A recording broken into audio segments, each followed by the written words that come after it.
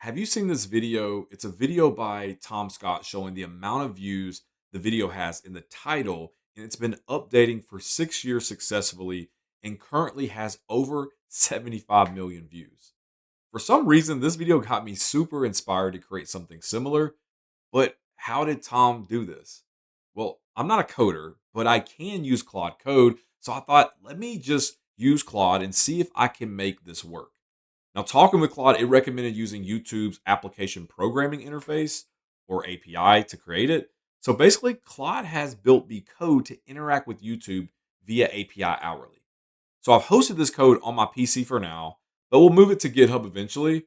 My goal with this is to inspire other people like me who have minimal to no coding background and think they can't do it. You can. So the title of this video is updating views, likes, and comments. This is not real time, and YouTube doesn't update its stuff in real time anyways. So you don't have to hit refresh and come back. This happens hourly. But if you're watching this video and the title is close to the correct stats, then the code that Claude wrote is still working.